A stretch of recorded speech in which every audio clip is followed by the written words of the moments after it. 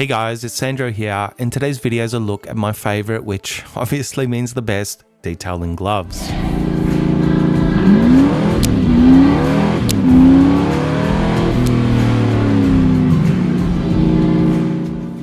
In most detailing videos I do where I'm wearing either nitrile protective cleaning gloves, anti-vibration polishing gloves, microfiber coating gloves, or a combination of them all, I tend to get questions about these gloves, why I use them, and my recommendations here, so I thought it could be helpful to do a video on the subject.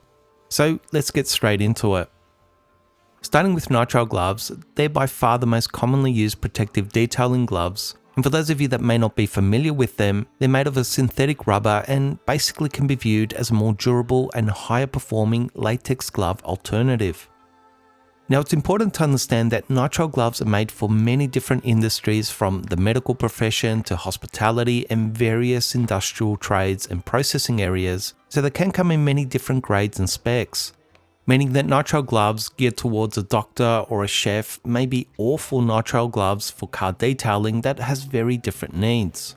So then what makes a great nitrile glove for detailing? Firstly, it needs to be highly chemical resistant and keep our hands and skin safe from a wide variety of pH neutral, alkaline and acid-based chemicals, from detergents, APCs and degreasers, iron and tar removers, interior cleaners, compounds and even waxes, sealants and coatings. Secondly, as detailers, we're not treating patients or handling food, so we don't need to constantly change our gloves for health or safety reasons, but rather have a pair of nitrile gloves that we can wear for extended periods that can last many hours, if not a full day of intensive detailing without falling apart, which provides great value.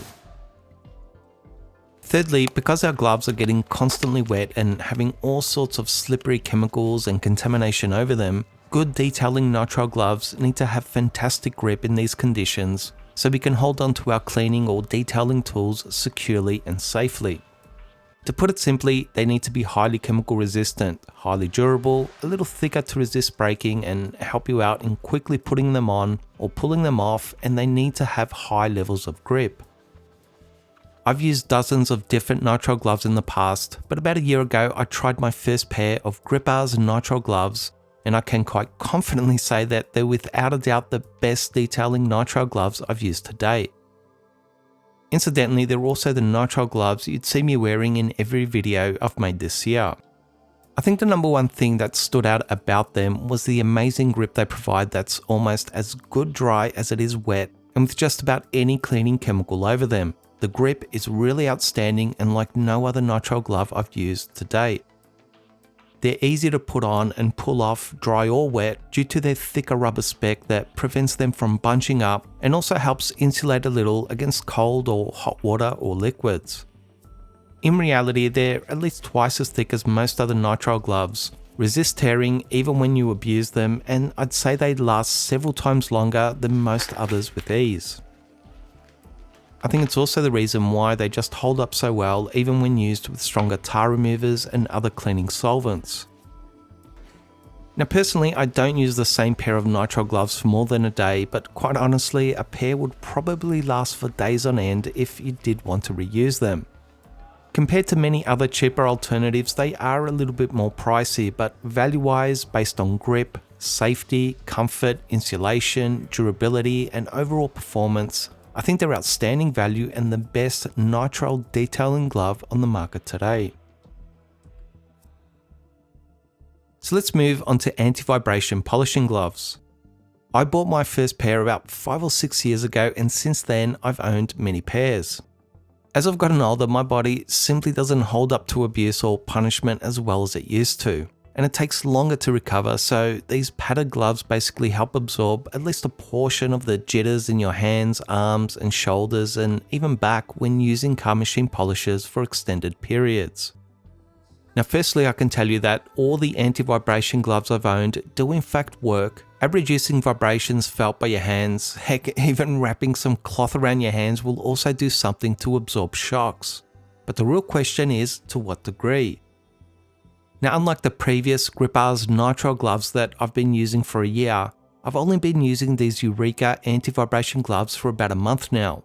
But in truth, these gloves were the main reason for me doing this video, because before trying them out, I actually never realized that anti-vibration gloves could do this much to absorb machine polisher vibrations. They're really on another level than anything I've tried before. Now, I'll be honest that at first, going from my very light, thin, and much loved Shine Supply anti-vibration gloves, these looked and felt too loud and bulky, and in my head I thought I'm probably not going to use them because they're just not me or what I'm used to and just a bit too intrusive. But then I slipped them on, grabbed my polisher and actually tested them out. Over the course of using them that first day for a full day's polishing, I started to care a lot less about how they looked or their bulkiness, and started to care a lot more about just how much of the vibrations these gloves were absorbing and reducing that impact on my hands and body. A couple of other things to mention is that if you're in a hotter environment like Australia, you can cut the fingertips off like I have. That dramatically increases the cooling airflow, but obviously in colder areas of the world you may want to keep them on. The grey silicone lines over the palm section have this super grippy texture that holds the polisher more securely than any other gloves I've used or even my bare hands, so the polisher isn't going anywhere.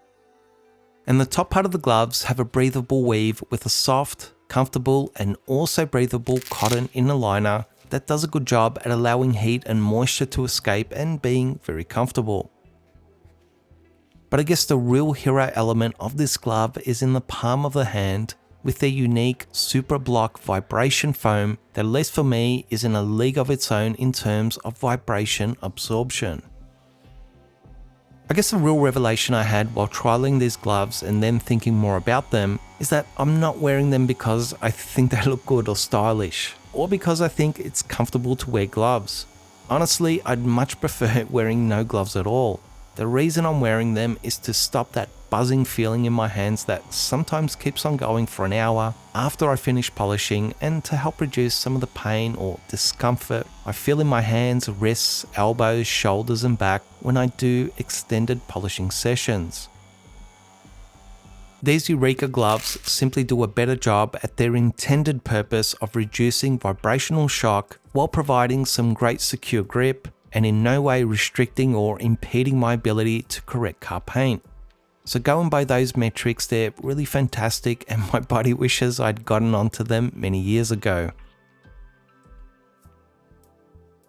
Last but not least is my favourite ceramic coating gloves.